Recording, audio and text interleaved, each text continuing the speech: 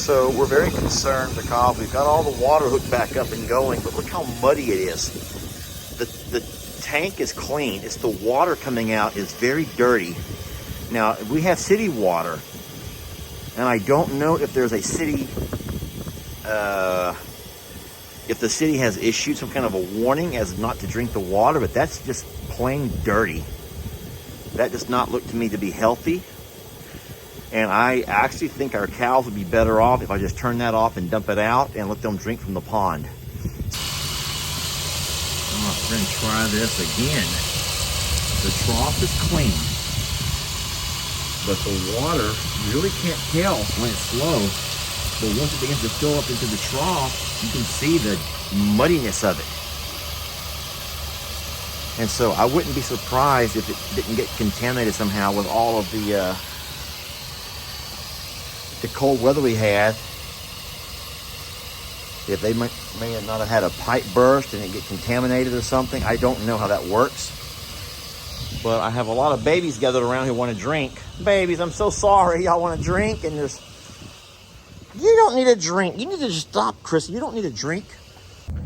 All right, so I did have Jamie check, and there is a boil notice for all of the residents because of a water break.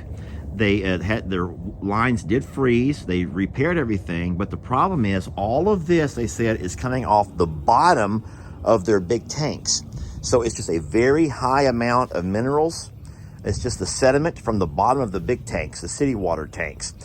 So there is a boil alert. However, it is safe for animals.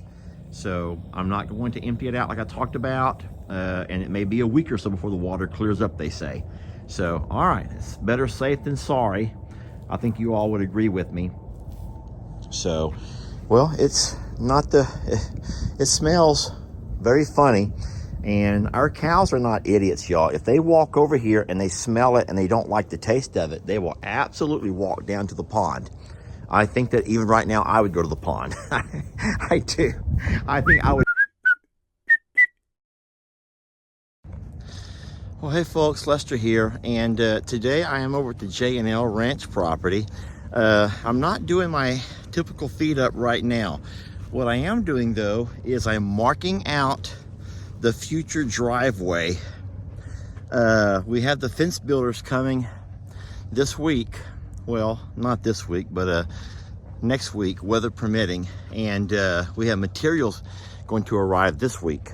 So what we're going to do is have the McCoy driver, that's our lumber yard folks, McCoy's going to drop off their materials along what's going to be the new fence.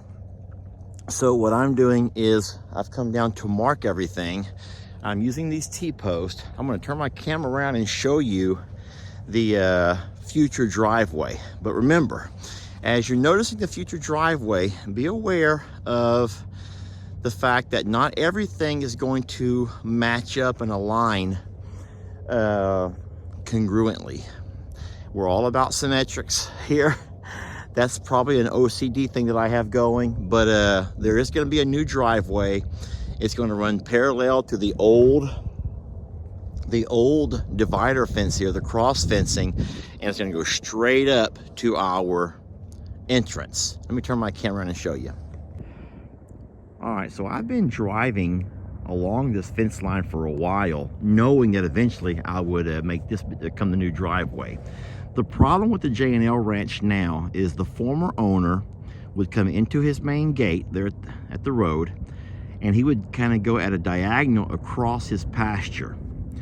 And that's fine for what he used it for. He only had one gate in and out that he kept locked.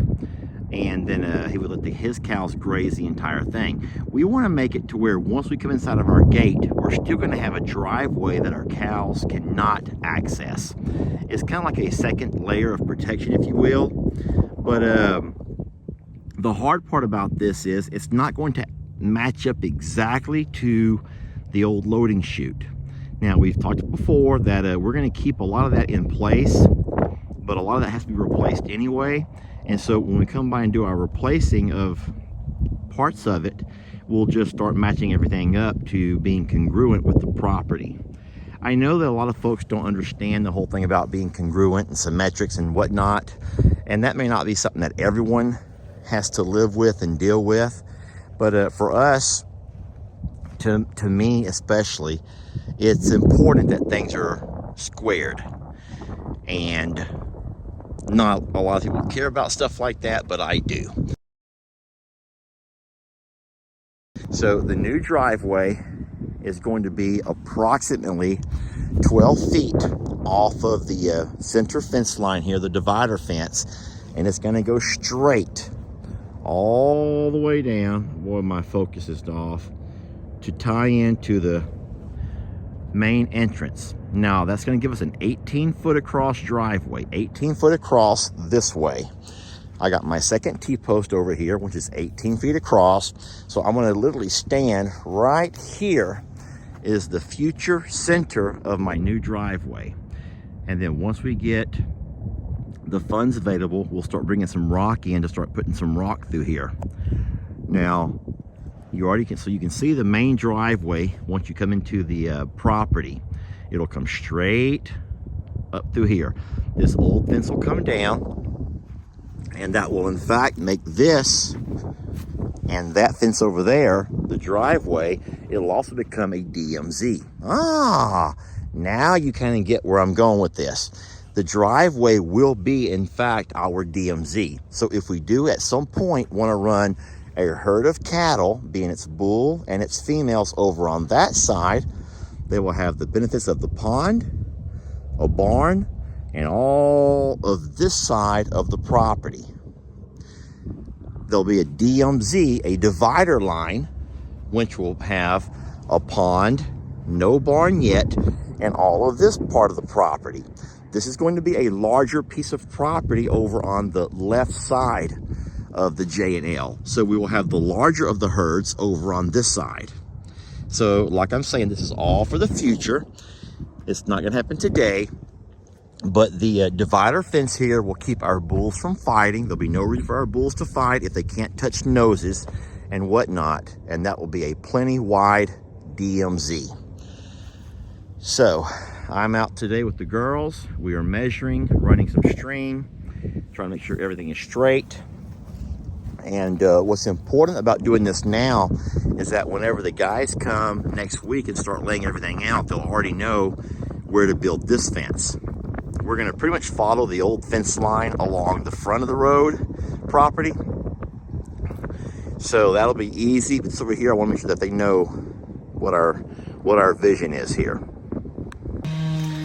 So we finally got Uriel back to his element.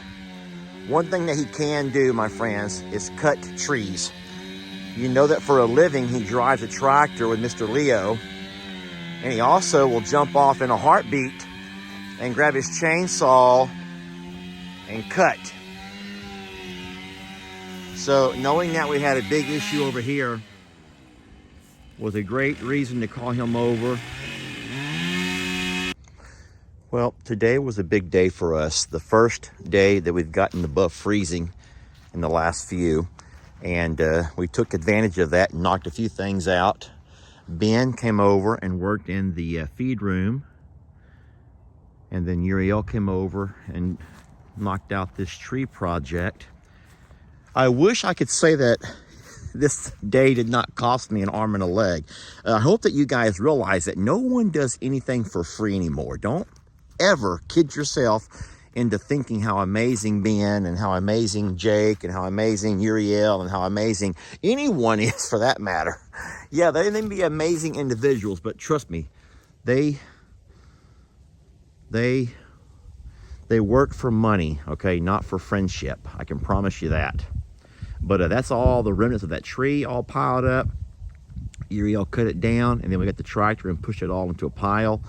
And so we're blessed to have all of our water working properly here and at the J&L property. And we're also blessed to have a nice clean barn. And the temperatures are above freezing for the first time, the first night in the last 3 or 4. So, all right, friends. Well, thank y'all for watching. And we are still on a Tilly check and Tilly watch, baby watch, for both her and Sissy. And I promise you, I will let you guys know as soon as we find out something with all of that. All right, thanks for watching, guys. We'll catch you in the next video.